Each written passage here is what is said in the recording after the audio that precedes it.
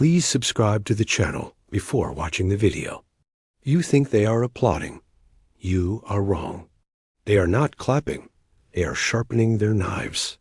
There is a fatal error in your operating system. A glitch that civilization has programmed into you since birth. You believe that success is meant to be seen. You believe that if you win, you should show the trophy. You believe that visibility equals power.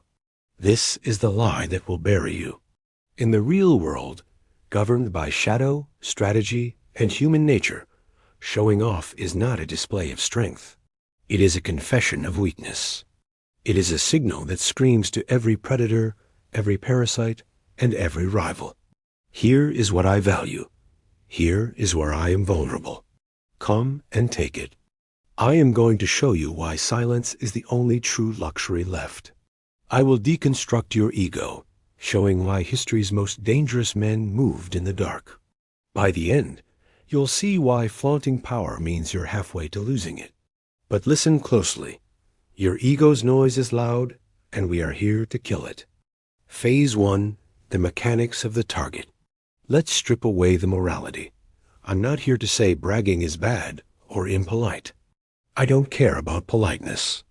I care about survival, and strategically showing off is suicide. Machiavelli wrote in The Prince, a ruler must avoid being hated above all else. He can be feared, yes, but hatred is the engine of rebellion. Nothing generates hatred faster than the reckless display of fortune in the face of those who lack it. When you show off your promotion, your intellect, you think you are generating admiration. You are not. You are casting a shadow, and that shadow falls on the people around you. It highlights their inadequacies. It reminds them of their failures. It triggers a primal biological alarm system. He has resources that I do not. He is a threat. You are creating enemies out of neutrals. Think of the sniper. What is the sniper's first rule? Concealment. The moment the sniper reveals his position, even if he is the most lethal weapon on the battlefield, he is dead. He becomes a target for artillery. When you post that photo of your watch, when you talk loudly about your quarterly earnings, when you subtly drop names to show how connected you are firing a flare gun into the night sky. You are illuminating your position. You are saying, I am here. I have something worth taking, and the world is full of takers. There is a concept in physics called the observer effect. The act of observing a system changes the system. In psychology, this is weaponized. When people observe your success, they do not just watch it, they interfere with it. They start to sabotage, not always openly. The human animal is too cunning for open warfare. They sabotage through delay, through forgetting to pass on a message, through subtle slander, through the passive withdrawal of support, the friend who suddenly becomes too busy to help you move, the colleague who accidentally leaves you off the email chain, the partner who starts picking fights about nothing. Right after you get a big win. This is the tax of visibility. You bought the applause with the currency of your safety. Was it worth it? Veblen called it conspicuous consumption. He thought it was about status. But if you look deeper into the dark psychology of the tribe, it is about survival. In ancient tribes, if you hoarded more meat than you could eat and flaunted it while others starved, you didn't become the chief. You became the dinner. We have not evolved. We just wear suits. The instinct to level the playing field, to tear down the tall poppy, is encoded in our DNA. So ask yourself, why are you painting a target on your back? Do you crave the dopamine of a like so much that you are willing to risk the ruin of your real life? Silence is camouflage. In a world where everyone is screaming, look at me. The man who stays in the shadows is invisible. And because he is invisible, he is safe. He can maneuver. He can flank. He can strike. And no one sees him coming until it is too late. Phase 2, the intelligence leak, the blueprint of destruction. Now we go deeper. This is not just about envy. Envy is emotional. This is tactical. Information is ammunition. Every time you open your mouth to brag, You are leaking intelligence. You are handing your enemies the blueprints to your psychological structure. Let's analyze this coldly. When you show off something, you are not just showing an object or an achievement. You are revealing a value. You are telling the world, this is what matters to me. This is where I derive my worth. If you brag about your money, you are telling me that your security is tied to your bank balance. If I want to hurt you, I don't attack your family. I attack your finances. I attack your reputation. I threaten a lawsuit. I know exactly where you will bleed the most. If you brag about your intellect, if you are always the one correcting people, always the smartest guy in the room, you are telling me that your ego is tied to being right. If I want to destroy you, I don't need to outsmart you. I just need to humiliate you publicly. I need to frame you as incompetent. You will collapse because I struck the pillar that holds up your self-esteem. Do you see? You are giving me the codes to your destruction. Machiavelli advised the prince to be a great pretender and dissembler, to never let his true nature be known. Why? Because if I know what you love, I can use it against you. If I know what you fear, I can weaponize it. When you are constantly broadcasting your life, you are stripping yourself of armor. You are naked in a room full of people wearing armor. They are ghosts. You don't know where they live.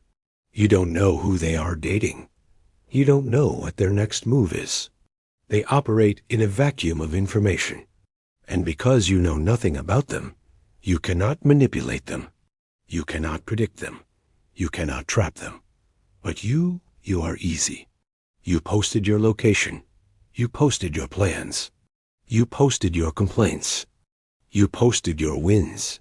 I can build a psychological profile of you in 10 minutes, just by scrolling through your feed. I know you seek validation from authority figures. I know you are insecure about your background. I know you have a temper. When your intelligence is questioned, I own you. And I haven't even said a word to you yet. This is the danger of the open book philosophy. Society tells you to be authentic, to share your truth, to be vulnerable. Society wants you weak. The outlier understands the value of the fog. He keeps his cards against his chest, not because he is hiding a crime, but because he is hiding his power. If you say nothing, people assume you are thinking something profound. If you say everything, you remove all doubt that you are a fool. Stop leaking. Stop handing out the map to your own fortress. Burn the map. Memorize the terrain and let them wander in the dark while you watch from the high ground. Phase 3, the paradox of signaling. The imposter's scream. Let's talk about the signal. In biology, there is a principle called handicap principle. A peacock grows a massive, colorful tail. It is heavy. It makes him slow. It makes him easy to catch by predators. Why does he do it? To signal to the female, I am so strong I can survive even with this massive handicap. It is a biological flex. But humans have distorted this. In the human hierarchy, the signal has inverted. With the louder the signal, the weaker the reality. The dog that bites does not bark. A bark is a warning. The bark is fear. The bark is saying, please don't come closer. I'm afraid I might have to fight you. The bite is silent.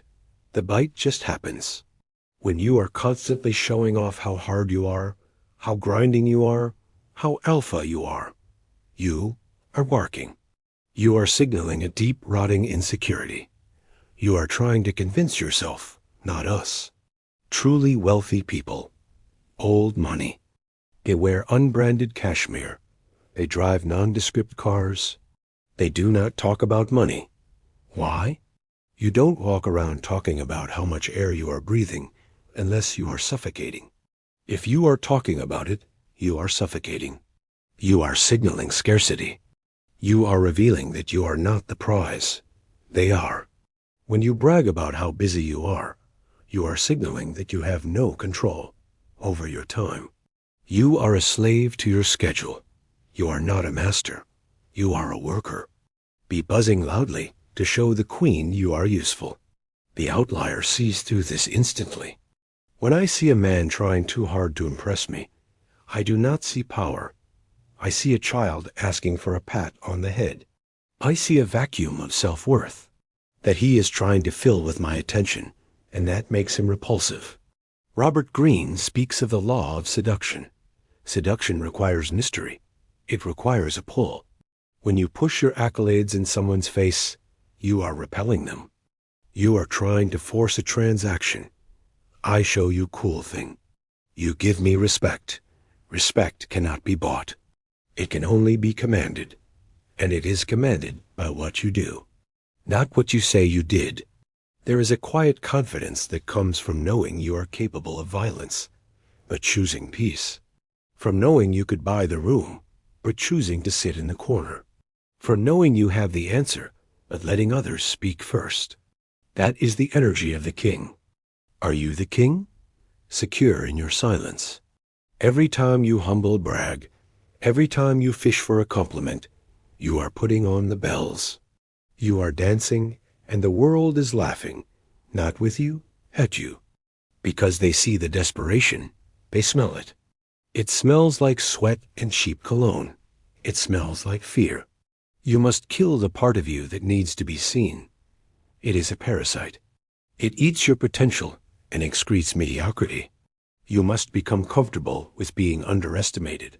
In fact, you should invite it. Let them think you are average. Let them think you are broke. These are commodities. You are inflating the currency of you. You are making yourself common. You are becoming copper. You are always available, always visible, always open, and common things are treated with indifference. Common things are stepped on. But the Machiavellian understands the power of scarcity. Think about the artist who releases an album every year versus the one who disappears for 5 years. When the one who disappeared finally speaks, the world stops. Why? Because we are starved for it. We value it because we had to wait for it. We value it because we don't know when it will happen again. When you show off, you are giving away your value for free. You are flooding the market. You are begging people to consume you. Starve them of your information. When you finally do reveal something, a project you've been working on for years, a skill you've mastered in the dark, it hits with the force of a revelation. It has weight. People respect weight. Imagine you are in a meeting. One man talks for 20 minutes listing all his ideas, interrupting, trying to prove he is smart. Another man sits back, listens, watches, and then at the very end speaks 3 sentences that solve the problem. Who holds the power? The second man. Because he held his cards, he let the inflation of words destroy the first man's value. He waited until the market was desperate for clarity, and then he provided it. Stop telling people what you are going to do. The energy you spend talking about the plan is energy stolen from the execution of the plan. There is a psychological phenomenon called social reality. When you tell someone your goal and they say good for you, your brain releases dopamine. It feels the satisfaction of the achievement before you have actually achieved it. You tricked your brain. You got the reward without the work. And because you already got the reward, your drive to do the actual work dies. You talked your dream to death. Silence preserves the tension. Silence keeps the pressure cooker sealed. If you open the valve to whistle and show off steam, the engine stops. Keep the valve shut. Let the pressure build. Let it become dangerous. Do not trade your potential for a cheap hit of dopamine from a stranger. Do not trade a diamond for a penny. Be rare. Be scarce. Be the gold coin in a pile of copper. Phase 5, the master and the slave. The validation trap. We have to confront the darkest truth of all, the hierarchy. You think you are the master, but look closer at the dynamic. Who is performing you? Who is judging them? The performer is the subordinate. The judge is the superior. When you brag, you are submitting an application. You are saying, please look at this. Please tell me it is good. Please tell me I am good.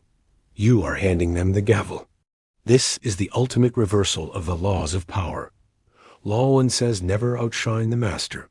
But in this scenario, by trying to outshine everyone, you make everyone your master.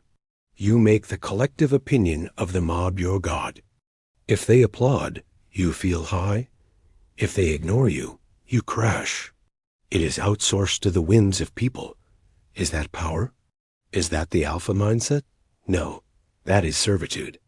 The opinion of the sheep is irrelevant to the existence of the lion. To be truly mentally untouchable, you must break this chain. You must fire the audience.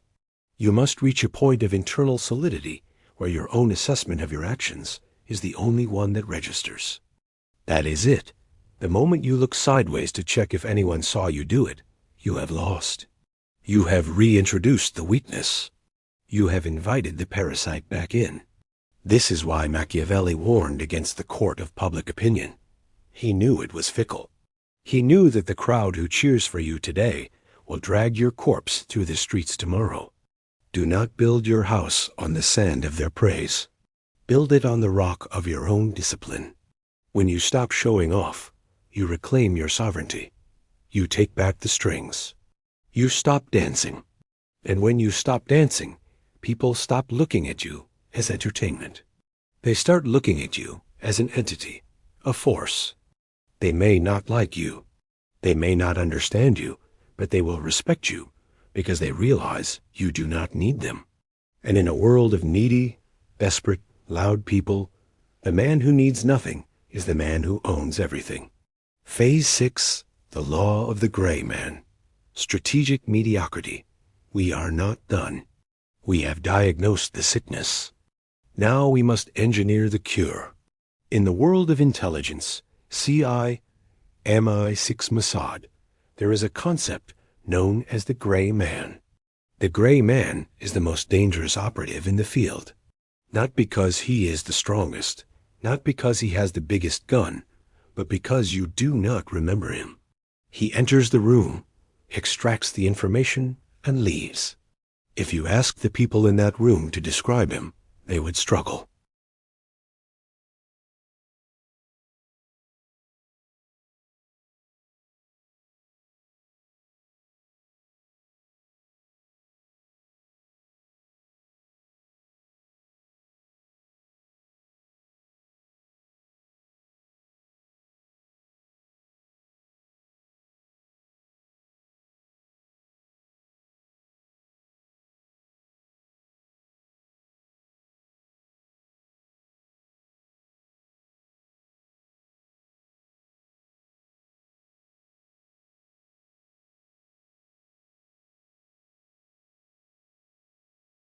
Average height, brown hair, nothing special.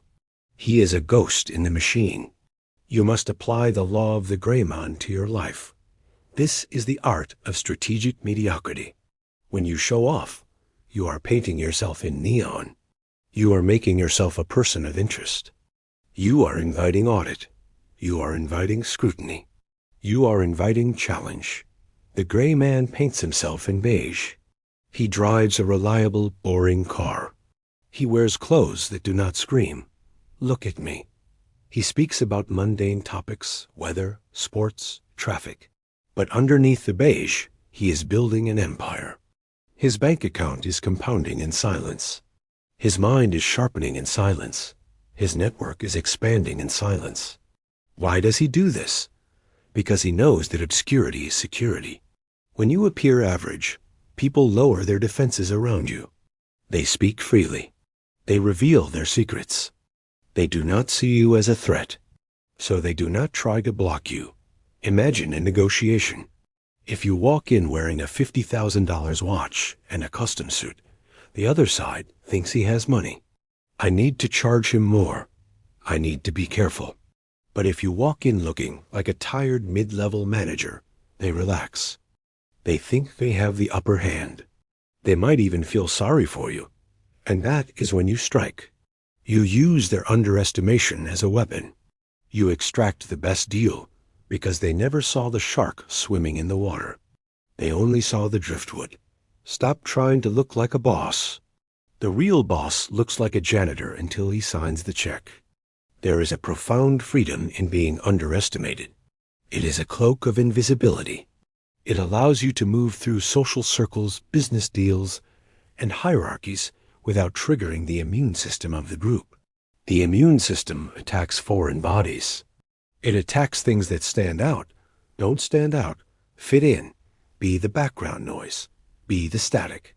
And while they are distracted by the loud, colorful peacocks dancing in the center of the room, you walk out the back door with the prize.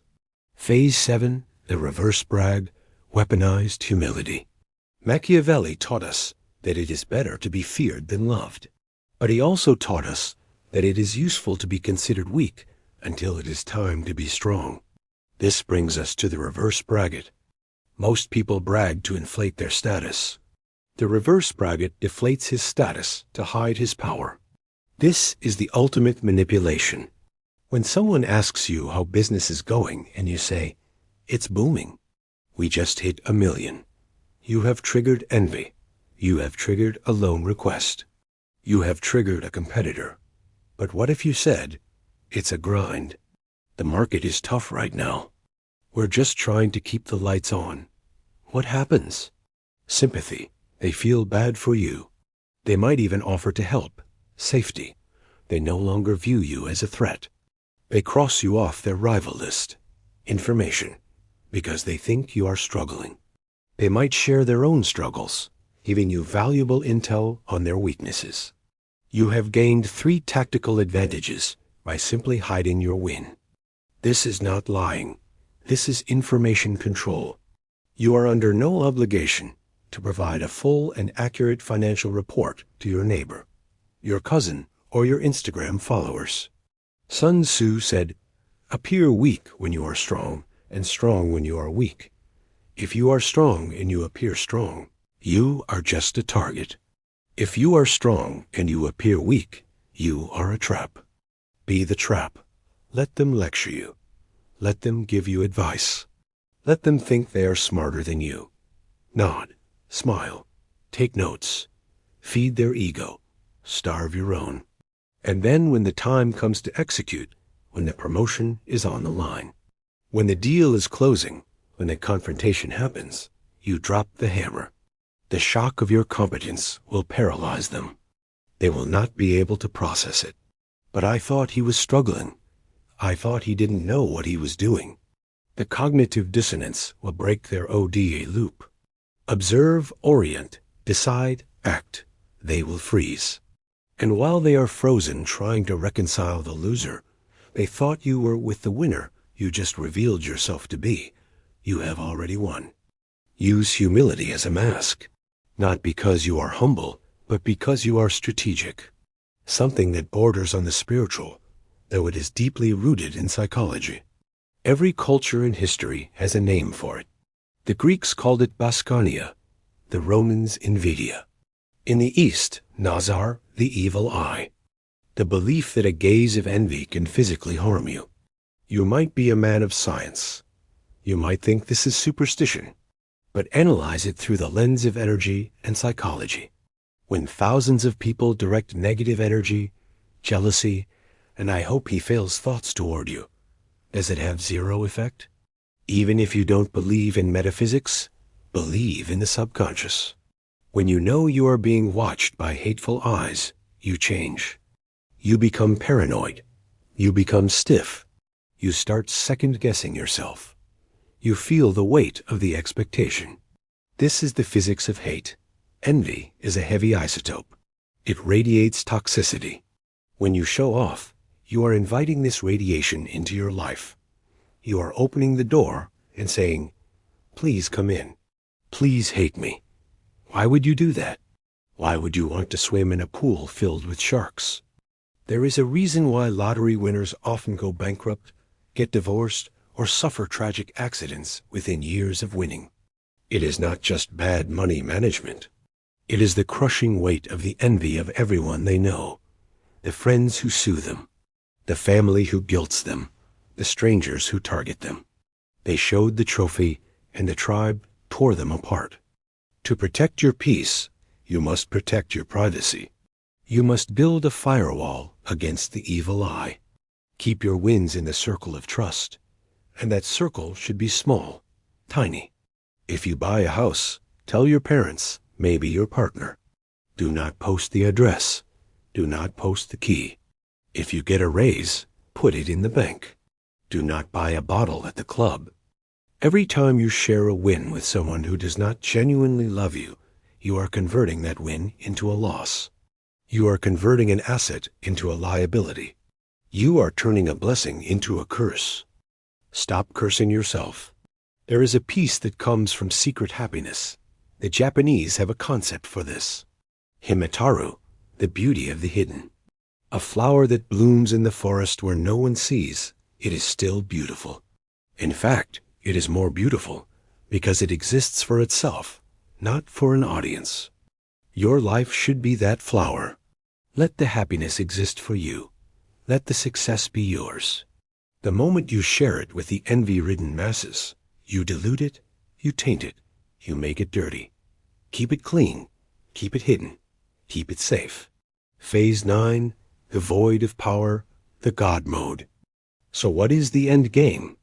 If you stop showing off, if you stop seeking validation, if you become the Grayman, if you embrace the silence, what do you get? You get the ultimate prize. The prize that money cannot buy. Sovereignty. You become the sole ruler of your internal world. When you no longer need the world to witness your power, you effectively become a god in your own universe. You are self-sustaining. You are self-validating. This is God mode. In video games, God mode means you cannot be hurt. In life, God mode is when the opinions of others no longer penetrate your skin. You walk through the walls of social pressure. You fly above the noise of status games. You are watching it. You see the rats running. You see them biting each other for a piece of cheese. You see them exhausting themselves to buy things they don't need to impress rats they don't like. And you just breathe. You are free. Not just political power, but psychological fortitude, the ability to stand alone.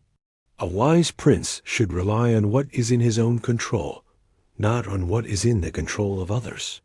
Your Instagram likes are in the control of others. Your reputation is in the control of others. Your status symbols are in the control of the market, but your silence, that is yours. Your discipline, that is yours. Your hidden wins, those are yours. When you reclaim these things, you reclaim your life. You stop being a character in someone else's movie. The successful friend, the rich guy, the smart girl. You become the director of your own movie, and the director sits behind the camera. He is not in the shot. He is in the dark, but he controls everything. Be the director. Stop fighting for screen time. Let the actors dance. Let the clowns perform. Let the peacocks scream. You just say action, and you say cut. I want you to try something. The next time you have a massive win, the next time you feel that surge of I have to tell someone, don't kill that urge. Crush it. Swallow it. Take that energy, that excitement, and hold it inside your chest. Feel it burn. It will feel uncomfortable. It will feel like you are going to explode. Good. That is the feeling of your power growing. That is the feeling of your battery charging. Do not discharge it. Go to sleep with that secret. Wake up with that secret. Walk through your day knowing you have a nuclear reactor in your chest that no one knows about. Watch how it changes your walk. Watch how it changes your eye contact. People will look at you and wonder, what does he know? Why is he smiling like that? They will feel the weight. And you will realize for the first time in your life that you don't need them to clap. You don't need them to know. You know, and that is enough. You have now entered the realm of the outlier, the realm of the shadow. It is lonely here, but it is real. There are videos I cannot upload for everyone. There are aspects of dark psychology that I simply cannot discuss publicly on YouTube without being censored or demonetized.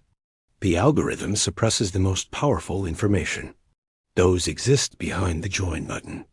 If you're still here, you're not like the others. Subscribe if you haven't. But if you want what's hidden, click the Join button and step into the architect level. You will unlock exclusive uncensored videos that dive into the deepest parts of the human psyche. Most won't. That's the point.